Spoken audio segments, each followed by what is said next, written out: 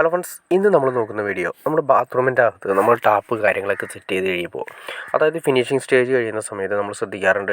ഷവറാണെങ്കിലും അതുപോലെ തന്നെ health hospital ആണെങ്കിലും പല ടാപ്പുകളാണെങ്കിലും എല്ലാം കഴിഞ്ഞ് കഴിയുന്ന സമയത്തായിരിക്കും ഷവർ ഈ ടൈലിൻ്റെ ഉള്ളിൽ കിടന്ന് ഇളകുന്ന ഒരു സിസ്റ്റം കാണാൻ സാധിക്കും. അതായത് എന്തുകൊണ്ടാണ് അതങ്ങനെ സംഭവിക്കുന്നതെന്നുള്ള ഡീറ്റെയിൽസ് വീഡിയോ ആണ് നമ്മൾ ഇന്നത്തെ നോക്കാൻ പോകുന്നത്. നിങ്ങൾ കാണുന്ന പോലെ തന്നെ അത് നിങ്ങൾക്ക് മാക്സിമം ഒഴിവാക്കണമെങ്കിൽ ടാപ്പ് അതായത് ആംഗിൾ കോക്ക് ഇതെല്ലാം തന്നെ ഇളകുന്ന ഒരവസ്ഥ, നമ്മൾ ടാപ്പ് ഓൺ ചെയ്യുന്ന സമയത്ത് ഇളകുന്ന ഒരവസ്ഥ നിങ്ങൾക്ക് കാണാൻ സാധിക്കും. അത് ഒഴിവാക്കുന്നതിന് വേണ്ടിയിട്ട് വേറെ ഒന്നും ചെയ്യണം നിർബന്ധമില്ല. നമ്മൾ പ്ലംബിങ് ചെയ്തതിന് ശേഷം ഏറ്റവും അവസാനം നമ്മൾ ഇതുപോലെ പ്ലാസ്റ്റിക് കാര്യങ്ങൾ എല്ലാം ചെയ്തിടുന്നതാണ് ഏറ്റവും ഉത്തമം. അതായത് നമ്മൾ എവിടെയൊക്കെയാണോ നമ്മൾ ആംഗിൾ കോക്ക്, ടാപ്പ്, ഷവറിൻ്റെ ഏരിയ, ഡൈവേർട്ടറിൻ്റെ ഏരിയ, ഈ ഏരിയകളെല്ലാം തന്നെ നന്നായിട്ട് പരിക്കൻ വെച്ച് ടൈറ്റ് ചെയ്യണം. പരിക്കൻ വെച്ച് ടൈറ്റ് ചെയ്ത് ശരിക്കും ടൈറ്റ് ചെയ്ത് വെച്ചാൽ മാത്രമേ ഈ സംഭവം ഒഴിവാക്കാൻ സാധിക്കുള്ളൂ. പരിക്കൻ ടൈറ്റ് ചെയ്യാത്തതുകൊണ്ടാണ് എന്ത് സംഭവിക്കുന്നത് വെച്ചിട്ടുണ്ടെങ്കിൽ ടൈല് അവർ വരുന്ന സമയത്ത് ടൈലിൻ്റെ പണിക്കാരോ കാര്യങ്ങളൊക്കെ വരുന്നു, അവർ ജസ്റ്റ് ഒരു പൊടി അടച്ചതിന് ശേഷം ടൈറ്റ് ചെയ്യാതെ, അതായത് പരിക്കൻ ടൈറ്റ് ചെയ്യാതെ ജസ്റ്റ് ആ പൊടി അടച്ച് മാത്രമേ പോകുന്നുള്ളൂ. പൊടി അടച്ചതിന് ശേഷം ടൈലൊട്ടിച്ച് ക്ലിയർ ചെയ്ത് പോകും. അപ്പോൾ പരിക്കൻ ടൈറ്റ് അല്ലാത്തതുകൊണ്ട്, അതായത് നമ്മുടെ ഏരിയ എന്ന് വെച്ചിട്ടുണ്ടെങ്കിൽ മറ്റ് ഏരിയകളിൽ പ്രശ്നം വരുന്നില്ല. നമ്മുടെ ടാപ്പ് ഇരിക്കുന്ന ഏരിയകൾ, അതുപോലെ തന്നെ ഇതുപോലെ ആംഗിൾ കോക്ക് ഇരിക്കുന്ന ഏരിയകൾ, ഈ ഏരിയകളിലൊക്കെ നന്നായിട്ട് പരിക്കൻ ടൈറ്റ് ചെയ്ത്, അതായത് ശരിക്കും തള്ളി കുത്തി നിറച്ച് ടൈറ്റ് ചെയ്ത് വെക്കണം. അതായത് ആംഗിൾ കോക്ക് ഇരിക്കുന്ന ഏരിയ, ടാപ്പിൻ്റെ ഏരിയ, ഷവറിൻ്റെ ഏരിയ ഇതെല്ലാം തന്നെ ശരിക്കും ടൈറ്റ് ചെയ്ത് വെക്കണം.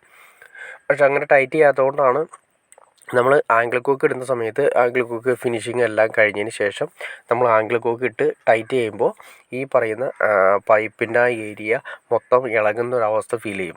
അത് കുറേ നാളുകൾ കഴിയുന്ന സമയത്ത് ഇങ്ങനെ ഇളകി പതുക്കെ ലീക്ക് വരാനുള്ള ചാൻസസ് ഉണ്ട്. ആ ലീക്ക് വന്നു കഴിഞ്ഞാൽ ടൈല് മൊത്തം പൊളിച്ച് ക്ലിയർ ചെയ്യണം. പിന്നെ ബാത്റൂമിൻ്റെ അകത്ത് ലീക്ക്, അപ്പോൾ എക്സ്ട്രാ ഒരു വർക്കിലേക്ക് കൺവേർട്ട് ആവും. അതിനേക്കാൾ ഏറ്റവും ബെറ്റർ നമ്മൾ പ്ലംബിങ് ചെയ്ത് കഴിയുമ്പോൾ തന്നെ നമ്മൾ പ്ലാസ്റ്ററിങ്, അതായത് ടൈലൊട്ടിക്കുന്നതിന് മുന്നേ ഈ പറയുന്ന രീതിയിലെല്ലാം തന്നെ നന്നായിട്ട് പ്ലാസ്റ്റർ ചെയ്ത്, പൈപ്പുകളാണെങ്കിലും എല്ലാം തന്നെ നന്നായിട്ട് പ്ലാസ്റ്റർ ചെയ്ത് ക്ലിയർ ചെയ്യുന്നതാണ് ഏറ്റവും ഉത്തമം. അപ്പോൾ നമുക്ക് അത്രയും പ്രശ്നങ്ങൾ കാര്യങ്ങളൊക്കെ മാക്സിമം ഒഴിവാക്കിയെടുക്കാൻ സാധിക്കും. പിന്നെ അതുപോലെ തന്നെ ഇതിൻ്റെ ഫ്ലോർ ലെവൽ കാര്യങ്ങളൊക്കെ നിങ്ങൾക്ക് ഇതിനെക്കുറിച്ച് ഡീറ്റെയിൽ ആയിട്ട് അറിയണമെന്ന് താല്പര്യമുണ്ടെങ്കിൽ ജസ്റ്റ് കമൻറ്റ് ചെയ്ത് കഴിഞ്ഞാൽ ഫ്ലോറിനെ കുറിച്ച് ഡീറ്റെയിൽ ആയിട്ട് നമുക്ക് ചെയ്യാൻ സാധിക്കും. ഈ ടൈലിൻ്റെ ഉള്ളിൽ കിടന്ന് ഈ ടാപ്പ് കാര്യങ്ങളൊക്കെ തിരിയുന്നത് ഏറ്റവും കൂടുതൽ എഫക്റ്റ് ചെയ്യുന്നത് ഷവറിൻ്റെ ഏരിയയാണ്. കാരണം ഷവറിൽ പണ്ടത്തെ പോലെയല്ല, നമ്മൾ റെയിൻ ഷവർ അതിന് പറ്റിയ 1.5 അടി നീളത്തിലുള്ള ഒരു ആം കാര്യങ്ങളെല്ലാം നമ്മൾ സെറ്റ് ചെയ്യാറുണ്ട്. അപ്പോൾ ഒരുപാട് ലെങ്തി ആയിട്ട് നീണ്ടു വരുന്ന ഒരു ഏരിയയാണ് ഷവറിൻ്റെ ഏരിയ. ആ ഷവറിൻ്റെ ഏരിയ നീണ്ടു വരുന്ന സമയത്ത് ഈ പറയുന്ന എഫക്റ്റ് നമുക്ക് ഫീൽ ചെയ്യും. കാരണം അതിൻ്റെ ഉള്ളിൽ കിടന്ന് ആടുന്നതായിട്ടും, അപ്പോൾ അത്യാവശ്യം പ്രഷർ വരുന്നുണ്ടെങ്കിൽ, വെള്ളത്തിന് പ്രഷർ വരുന്നുണ്ടെങ്കിൽ ഷവർ കിടന്ന് വിറയ്ക്കുന്നതായിട്ട് നിങ്ങൾക്ക് കാണാൻ സാധിക്കും. അപ്പോൾ ഇതെല്ലാം ഒഴിവാക്കുന്നതിന് വേണ്ടിയിട്ട് നമ്മൾ എന്ത് ചെയ്യണമെന്ന് വെച്ചിട്ടുണ്ടെങ്കിൽ, നമ്മൾ നേരത്തെ പറഞ്ഞ പോലെ തന്നെ ഒന്നല്ലെങ്കിൽ പൈപ്പുകൾ മൊത്തം ടൈറ്റ് ചെയ്യുക, അതല്ലെങ്കിൽ നമ്മൾ ഷവർ ഇടുന്ന ഏരിയ, ആംഗിൾ കോക്ക് ഇടുന്ന ഏരിയ, ടാപ്പ് ഇടുന്ന ഏരിയ, ഈ ഏരിയകളെല്ലാം തന്നെ നന്നായിട്ട് പരിക്കൻ ടൈറ്റ് ചെയ്ത് നിറച്ച് കഴിഞ്ഞാൽ ഈ പ്രോബ്ലം നമുക്ക് മാക്സിമം സോൾവ് ചെയ്ത് തരാൻ സാധിക്കും.